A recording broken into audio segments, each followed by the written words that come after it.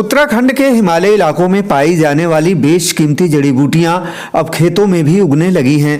तमाम बीमारियों में काम आने वाली संजीवनी सरीखी इन जड़ी बूटियों की खेती से अच्छा मुनाफा मिलने के कारण परंपरागत खेती करने के बजाय किसान इस ओर आकर्षित हो रहे हैं। राज्य के हिमालयी क्षेत्र से सटे गांव में हजारों परिवार जड़ी बूटी की खेती कर रहे हैं। उत्तराखंड राज्य के उच्च हिमालयी क्षेत्र में कुटकी, अतीस, सालमपंजा, जटामासी, गंध नारायण, वज्रदंती, कूट, चिरैता, वन तुलसी, सिचुआन पेपर, पहाड़ी हल्दी, भांगदाना और चीरा जड़ी, जम्बू, काला जीरा जिसे सोया कहते हैं सहित कई बहुमूल्य जड़ी बूटियां पाई जाती हैं।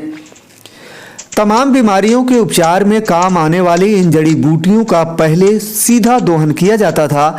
हालांकि पहाड़ी राजमा और अन्य जड़ी बूटियों को लेकर स्थानीय व्यापारी योगेश रावत क्या कहते हैं, आइए उन्हीं से सुनते हैं। सर, मैं बोना गांव से योगेश रावत बोल रहा हूँ, मुंशियारी।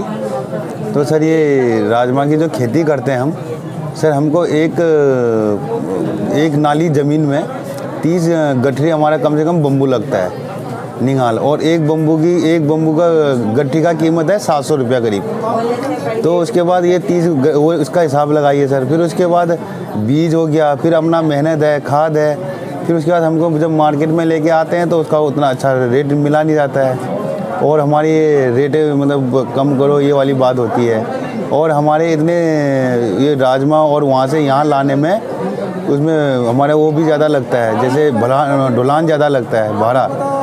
पहले हम खच्चर में लाते हैं सर, करीब 5-10 किलोमीटर पहले से हम रोड में तक खच्चर में लाते हैं, फिर उसके बाद गाड़ी से लाके मार्केट में पहुँचाते हैं। तो हमको ये भाड़ा बहुत महंगा पड़ता है। अगर रोड हमारी सही हो तो फिर इसमें काम हो सकता है। सरकार तो अपनी तरफ से कर रही है, लेकिन वो चीज़ें वहाँ पे पहुँच नहीं पा रही वो चीज़ें।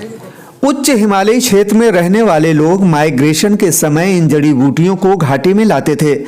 अधिक दोहन होने के कारण जड़ी बूटियों के संकट में पड़ने के बाद सालमपंजा, जटामासी सहित कुछ अन्य जड़ी बूटियों के दोहन व बिक्री को पूरी तरह से प्रतिबंधित कर दिया गया था।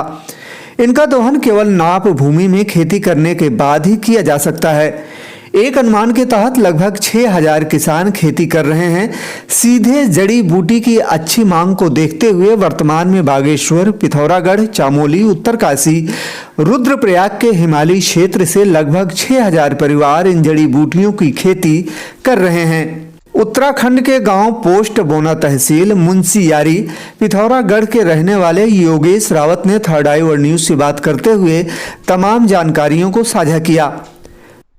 लागत लगाते हैं, उसका साल भर में उसकी पूरी कीमत आपको मिल पाती है कि नहीं मिल पाती है? मिल तो जाती है, लेकिन सर थोड़ा टुकड़ों में ये बिकता कम है, और ये हब्स में है। तो इसके लिए अगर ऐसी मार्केट हमको अगर साल में 2 बार मिल जाए तो हमारा थोड़ा बहुत हम अपना जो तनख्वाह है वो सही ढंग से मिल सकता है हमको इन चीज़ों पे। ये दिल्ली हाट मेला लगता है, अगर ये साल में 2 बार लग जाएं तो इसमें हमको कुछ फ़ायदा हो सकता है।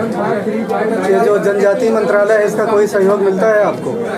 अब वो सहयोग तो करते हैं, लेकिन जिस जगह पर पहुँचना है उन जगहों पर पहुँचता नहीं है शायद मेरे अंदाजे से। फिर जैसे वो रोज़गार की तो बातें तो बहुत चली है, लेकिन वहाँ पर उस जगह पर ये काम हुआ नहीं है। जैसे लोनिंग चाहिए, ये चाहिए, वो चाहिए करके बोलते हैं, लेकिन वहाँ पे अभी देख के जाइए आप, वहाँ पे कुछ चीज़ें होती नहीं है। ये चीज़ें किसी को ज़मीन के बारे में पूछा जाता है, किसी को कुछ पूछा जाता है, किसी का एक स्टोर है नहीं है, किसी को कुछ पूछा जाता है। जड़ी बूटी के साथ ही नाप भूमि में टॉनिक मधुमेह की दवा बनाने के काम आने वाला किल्मोड़ा उगाकर अच्छी आय अर्जित कर रहे हैं। उत्पादित जड़ी बूटी को भेषज संघ HRIDI के माध्यम से मंडी में बेचा जाता है। जम्बू गंध नारायण 800 से 1000 रुपए किलो, जबकि कुटकी 500 रुपए किलो के हिसाब से बिकता है। जड़ी बूटी की कीमत ग्रेडिंग के आधार पर तय की जाती है। कुटकी नामक जड़ी बुखार, पीलिया, मधुमेह, निमोनिया में काम आती है। लीवर से संबंधित जितने भी टॉनिक बनते हैं उनमें कुटकी की मात्रा जरूर होती है। डोलोगुम चोट में, मुलेठी, खांसी में, अतीस पेट दर्द में, सालमपंजा शारीरिक दुर्बलता में लाभदायक होता है।